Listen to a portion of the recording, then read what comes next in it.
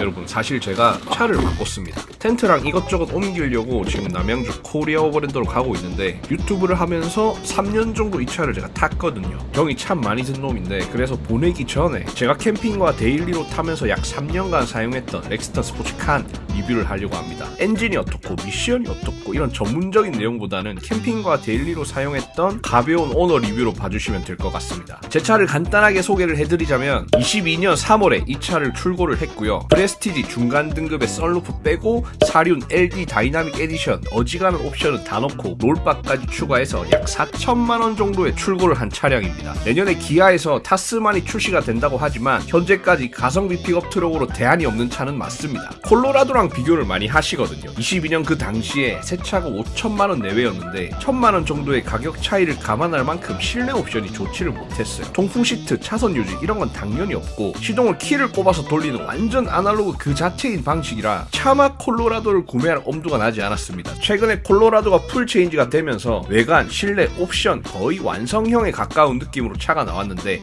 가격이 7천만원대입니다. 그냥 비교가 불가능한 차가 돼버렸습니다. 제가 체중이 좀 나가니까 여름에 통풍 시트가 필수란 말이에요. 그리고 이전에 산타페를 타면서 차선 유지를 너무 편하게 사용해서 차선 유지 옵션도 있으면 좋겠다고 생각을 했습니다. 칸도 22년식으로 바뀌면서 차선 유지 같은 안전사양뿐만 아니라 디지털 계기판 같은 편의 옵션이 많이 추가되었기 때문에 뒤도 안 돌아보고 바로 칸을 계약했습니다. 그리고 가장 결정적인 이유, 페이스리프트가 되면서 디자인적으로 많이 올라왔고 무엇보다도 이 색상 아마조니아 그린, 제가 카키를 좋아하잖아요. 근데 차 색상이 너무 이쁜 거야. 아, 이거는 나를 위한 차다 이렇게 생각을 했습니다. 자, 그래서 첫 번째로 캠핑하려고 렉스턴 스포츠카를 사는 게 맞나요? 이거는 자기 캠핑 스타일에 따라 다른데 캠핑장 가셔서 오토 캠핑 하시는 분에게는 굳이라는 생각이 들긴 해요. 나는 디자인이 좋아, 픽업 트럭 타보고 싶어, 살 거야 이러면 말릴 수는 없지만 단순히 적재함이 커서 짐을 많이 싣고 싶다 이런 분들은 한 번 더 생각해 보시는 게 좋습니다. 짐을 더 싣는 건 기존 차량에 루프박스를 올린다든지 방법이 없지는 않습니다. 프레임 바디이기 때문에 승차감도 좀 안 좋고 센터 페시아 디자인, 내비게이션 성능, 전장 시스템과 같은 이런 기본적인 것들이 보통의 현기차들보다 좀 많이 떨어집니다. 완성도가 좀 떨어지는 느낌, 한 10년 전의 아빠차 느낌이긴 해요. 지금은 쿨맨이 출시가 되면서 내부가 싹 바뀌었거든요. 바뀌었다고 해도 그냥 껍데기만 좋아졌다 이런 이야기가 굉장히 많거든요. 그래서 종합적으로 봤을 때는 오토캠퍼에게 적재 용량 하나만 보고 이 차를 추천하기에는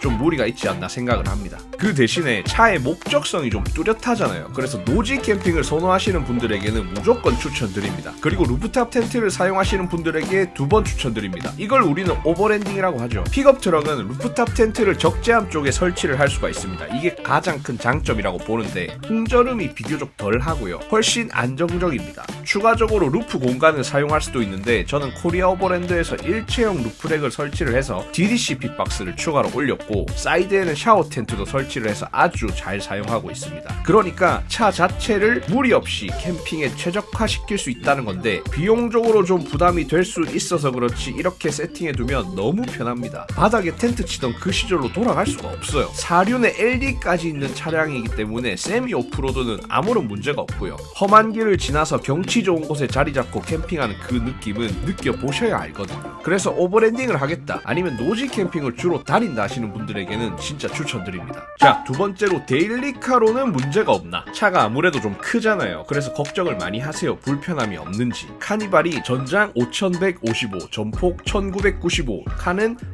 5415에 1950입니다. 전폭은 비슷한데 전장이 거의 30cm 가까이 차이가 납니다. 국산차 중에 칸이 제일 길어요. 그래서 주차를 하면 항상 이렇게 앞으로 좀 튀어나옵니다. 저는 이 차로 출퇴근, 여행, 캠핑 전부 다 다니는데 일단 제 기준으로는 불편함 거의 없습니다. 저는 산타페를 타다가 넘어왔는데 적응하는데 크게 어려움이 없었어요. 그러니까 불편함이 없진 않지만 그게 적응하기 불가능한 불편함은 아닌 것 같아요. 근데 저는 지방에 살기 때문에 그럴 수도 있습니다. 유턴할 때 보통 6차선이잖아요. 이게 핸들을 미리 다 감아두고 유턴을 하면 한 번에 돌아가거든요. 근데 차선이 조금 좁거나 핸들 돌리는 타이밍이 조금 늦었다 그러면 한 번에 못 돌 수도 있어요. 이것도 요령이 좀 생기니까 어지간하면 한 번에 다 유턴이 가능하더라고요. 그리고 루프탑 텐트를 올렸을 때 자체가 높아지기 때문에 지하 주차장 출입에 제한이 있을 수 있습니다. 제가 순정의 팝업형 루프탑 텐트를 쓸 때는 2.1m가 안 됐었거든요. 그래서 어디든 크게 부담 없이 다녔는데 리프트업을 하고 텐트를 확장형으로 바꾸고 난 뒤에 차량 높이가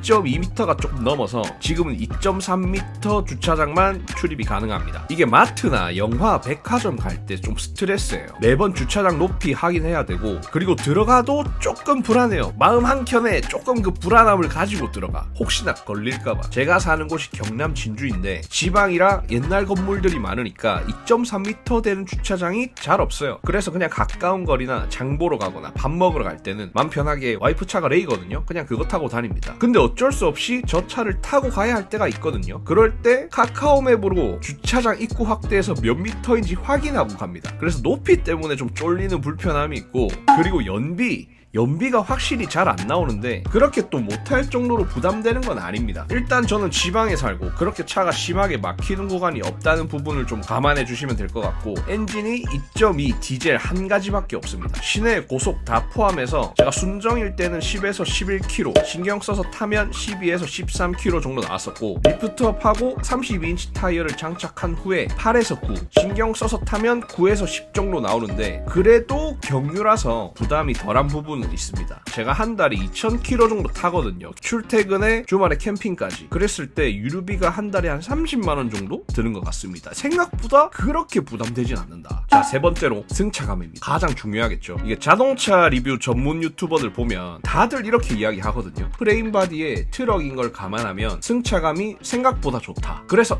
괜찮은가 보다. 승차감 걱정은 하나도 안 하고 바로 계약을 했는데, 무슨 진짜 시내버스 타는 느낌의 장거리 뛰면 피로감이 개오져 버립니다. 자동차 유튜버들은 진짜 많은 차들을 타보고 비교군이 많기 때문에 그렇게 이야기를 하는 것 같은데, 우리는 보통 세단 아니면 SUV 타다가 넘어갈 거잖아요. 당연히 체감되는 승차감이 안 좋을 수밖에 없어요. 제가 차가 나오고 시내 주행할 때는 이거를 크게 못 느꼈거든요. 왜냐면은 도로가 잘 포장되어 있으니까, 시내는. 그리고 시내 주행은 거리도 그렇게 얼마 안 되니까. 제가 통영 대전 고속도로를 자주 다니는데 무주 IC 주변에 도로가 파여서 아스팔트로 다시 메꾼 곳이 굉장히 많아요. 그러니까 산타페를 탈 때는 크게 불편함을 못 느낀 곳인데, 이런 요철 구간이 반복되는 곳에서 진짜 지옥을 맛봅니다. 그걸 경험하고 나니까 평상시에도 승차감이 계속 신경 쓰였어요. 그래서 순정 상태에서의 승차감은 그냥 시내버스라고 생각하시면 됩니다. 이게 뭐 일반인은 이게 프레임 바디 대비해서 승차감이 좋다, 뭐 트럭인 걸 감안하면 승차감이 좋다, 이런 거는 그냥 남 이야기예요. 그냥 순정 상태에서는 승차감 포기한다고 생각하시면 됩니다. 그래서 많은 분들이 쇼바랑 스프링을 바꿔주는 리프트업이라는 작업을 합니다. 차체를 올려주면서 승차감도 개선이 되고 타이어도 큰 사이즈로 바꾸니까 외관적으로도 훨씬 업그레이드 되는, 제 차량은 전방 2인치, 후방 2.5인치 이렇게 리프트업 작업이 되어 있고 32인치 타이어로 교체를 한 상태입니다. 이 작업이 구조 변경 없이 차를 높일 수 있는 최대치. 그래서 이걸 카페에서 흔히 말하는 국민 세팅이라고 하죠. 이걸 하면 승차감이 정말 많이 좋아집니다. 근데 비용이 250만원에서 300만원 정도 들어간다는 점, 이것도 말이 많아요. 뭐 쌍용의 플래그십 차량인데 승차감 때문에 돈을 더 써야 되는 게 말이 안 된다, 차가 뭐 있다구냐, 이런 말도 있는데, 어쨌든 이 차를 데일리로 사용하시려면 저는 리프트업은 필수라고 생각은 합니다. 자, 네 번째로 실내 공간. 우리나라 차 특징이 실내 공간을 잘 뽑는 거죠. 확실히 미드 사이즈 픽업치고는 내부는 좁지는 않습니다. 그래서 패밀리카로 쓰기에도 크게 무리는 없을 것 같다는 게 제 생각입니다. 뒷좌석이 좀 불편하긴 해요. 등받이 각도가 일반 차량에 비해서는 크지는 않고 좀 벌서는 느낌은 좀 있어요. 그리고 리클라이닝 키트로 작업을 할 수는 있는데, 그러면 그만큼 레그룸이 손해를 보겠죠. 가뜩이나 좁은데. 그래서 실내 공간은 제가 봤을 때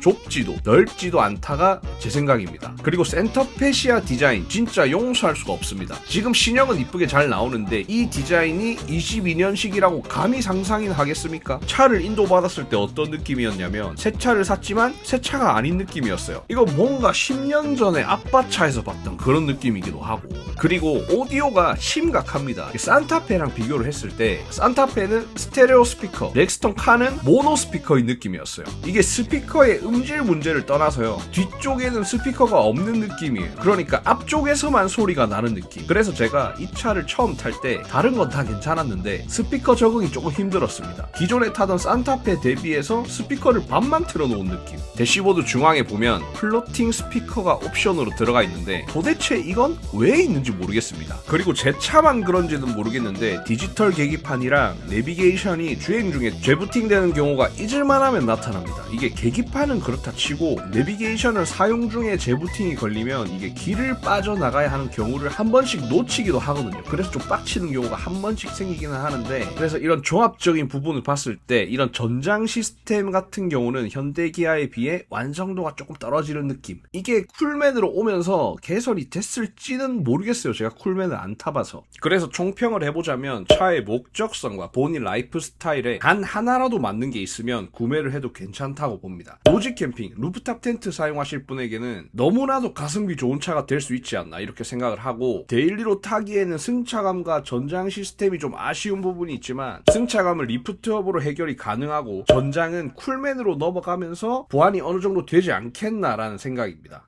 자, 이렇게 딱 순정 상태로 잘 가라, 고마웠다. 또 코리아 오버랜더가 확장을 했습니다. 보이시죠? 간판도 달았네 드디어. 제가 뭐 저 간판에 한 지분이 그래도 한 20% 들어가지 않나. 여기는 2주식 부대 터널형으로 넣고 오래 걸린 차는 안으로.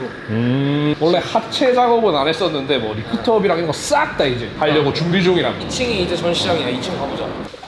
2층 전시장 놀러 오신 분들 여기서 뭐 쉴 수 있는 공간 만들어 놓고. 여기서 술 오지게 먹을 것 같은데? 그치, 우리 스타 텐트 한 4종 정도 전시 들어오고, 어닝이나 오버랜딩 장비들. 우리 이제 여기에 펠리칸 카고 시리즈, 볼트 시리즈 신형들 여기 다 전시가 깔려. 우리 공식 대리점이야. 그리고 DDCP 박스도 당연히 같이 전시가 다 들어오고. 박스류는 전부 다 취급하시네요. 군함용품 트랙보드나 뭐 삽이나 이런 것들도 엄청 많은 수량을 준비를 해놨어. 이게 오픈 이벤트처럼 좀 가격을 엄청 저렴하게 해서. 코리아 오버랜드에서 어닝류 전 제품 30% 할인을 하고 있습니다. 일단은 제가 추천드리는 이유는 면 혼방 원반에다가 블랙 코팅까지 쫙 되어 있습니다. 그러니까 사이드월을 연결해서 어닝 룸으로 사용을 했을 때 훨씬 더 쾌적하게 사용을 할 수 있는 거죠. 여러분들이 그냥 이 가격만 봤을 때 왜 다른 데보다 비싸지라고 생각할 수 있지만, 면 혼방 원단에 블랙 코팅까지 전부 다 되어 있고, 아까 말씀드린 그 사이드월 따로 사야 되나? 아닙니다, 여러분. 사이드월이 기본 구성이다. 그럼 그냥 쉘터 하나를 그냥 업어 가시는 거예요. 180, 270,